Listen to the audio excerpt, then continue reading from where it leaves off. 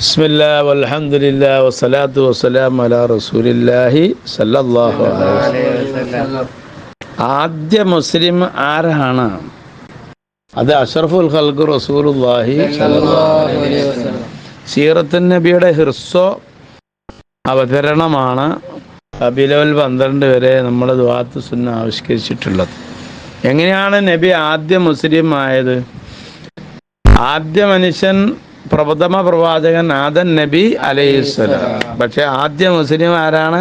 അഷ്റഫുൽ ഖൽഖ് റസൂലുള്ളാഹി സ്വല്ലല്ലാഹു അലൈഹി വസല്ലം. അതിനൊരു കാരണമുണ്ട്.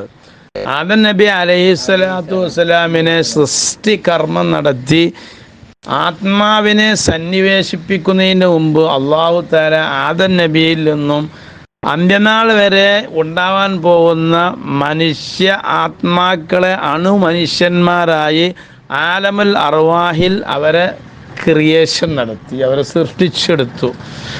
അവരെ സൃഷ്ടിച്ചെടുത്ത ശേഷം അവരോടായി അല്ലാഹു തആല ഒരു ക്വസ്റ്റ്യൻ നടത്തി. എന്ത് നടത്തി?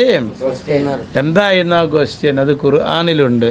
അലസ്തു ബി റബ്ബിക്കും, ഞാൻ നിങ്ങളുടെ റബ്ബ് അല്ലയോ? എന്താ ചോദിച്ചത്? ഇങ്ങനെ ആദം നബിയിൽ നിന്നും ആത്മാക്കളെ പുറപ്പെടുവിച്ചതും അതും ഖുർആനിലുണ്ട്. വൈദ അഖറജ റബ്ബുക മിൻ ബനി ആദമ എന്ന് പറയുന്നുണ്ട്. വൈദ അഖറജ റബ്ബുക മിൻ ആദമ എന്ന് പറഞ്ഞിട്ട് പരിശുദ്ധ ഖുർആൻ ഈ വിഷയം സൂചിപ്പിക്കുന്നുണ്ട്. അപ്പോൾ ആദം നബിയിൽ നിന്ന് ഖിയാമത്ത് നാൾ വരെ ഉണ്ടാകുന്ന അന്ത്യദിനം വരെയുള്ള മനുഷ്യരെ എന്ത് ചെയ്തിട്ടുണ്ട്?